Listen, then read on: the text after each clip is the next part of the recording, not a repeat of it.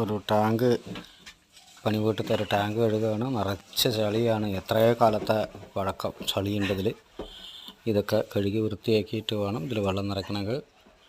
കുറേ ആയിട്ട് ഇത് ഉപയോഗിക്കുന്നില്ല. അപ്പോൾ അത് വീണ്ടും ഉപയോഗിക്കാനുള്ളൊരു തയ്യാറെടുപ്പിലാണ്. അപ്പോൾ അതിന് ഇതിൽ വർഷങ്ങളായിട്ട് കെട്ടിക്കിടക്കുന്ന ചളി നമ്മൾ കഴുകി വൃത്തിയാക്കുകയാണ്.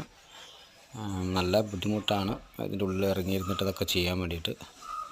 എന്തായാലും നമ്മളെ ഏൽപ്പിച്ച പണി നമ്മൾ വൃത്തിയായിട്ട് ചെയ്യുക എന്നുള്ളതാണ്. പിന്നെ മനുഷ്യൻ കുടിക്കേണ്ട വെള്ളമല്ലേ, കുടിക്കേണ്ടിയൊക്കെ വെള്ളമാണ്. കിണറിൽ നിന്ന് നേരിട്ട് വരുന്ന വെള്ളമാണ്. അപ്പോൾ അത് വൃത്തിയാക്കുക എന്നുള്ളതാണ് നമ്മുടെ ചുമതല. എന്തായാലും നല്ല കഷ്ടപ്പെട്ടു. അതിൻ്റെ ഉള്ളിൽ ഇറങ്ങി എല്ലാം തേച്ച് ഉരച്ച് വൃത്തിയാക്കി.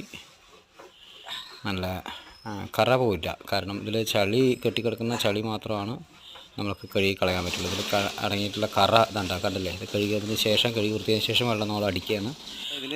ഇതിൽ കറ പോവില്ല. കറ കാലങ്ങളായിട്ട് കിടക്കുന്ന കറയാണ്. ചളി പിടിച്ച് കറ ചെയ്താണ്. പക്ഷേ ചളി എല്ലാം പോകുന്നു. കറ നമുക്ക് ഒന്നും ചെയ്യാൻ നിവൃത്തിയില്ല. അതിന് വല്ല ലിക്വിഡ് എന്തെങ്കിലും ഉണ്ടാവുമായിരിക്കും. അതിനുള്ളിൽ നമ്മൾ ആ കറ പോകാനായിട്ട് ഉപയോഗിക്കാം തോന്നുന്നു. അങ്ങനെ വല്ല ലിക്വിഡ് വല്ല കെമിക്കലിൻ്റെ വല്ല ലിക്വിഡ് ഉണ്ടെങ്കിൽ ഇപ്പോൾ കണ്ടല്ലേ വെള്ളം തെളിഞ്ഞ് നമ്മൾ വെള്ളം നിറച്ചു ഇതിൽ ഫുള്ളായിട്ട്. വളരെ ഗംഭീരമായിട്ടുള്ള നല്ല വെള്ളമായി. ധൈര്യമായിട്ട് കുടിക്കാം ഒക്കെ ചെയ്യാം. പിന്നെ ഇതിൻ്റെ അടപ്പൊക്കെ പൊട്ടി കിടക്കുകയാണ്. ഇപ്പോൾ തൽക്കാലം നമ്മളൊരു ഷീറ്റിൻ്റെ കഷ്ണം അതിൻ്റെ മുകളിൽ വെച്ച് അതിൻ്റെ മുകളിൽ വെയിറ്റൊക്കെ വെച്ചിട്ട് ഇപ്പോൾ തൽക്കാലം അടച്ചുറപ്പാക്കുകയാണ്. പക്ഷികളോ കാര്യങ്ങളൊന്നും വന്നിട്ട് അതിലിവിടെ വന്ന് വെള്ളം കുടിക്കാതിരിക്കാനോ ഒക്കെ ആയിട്ട്.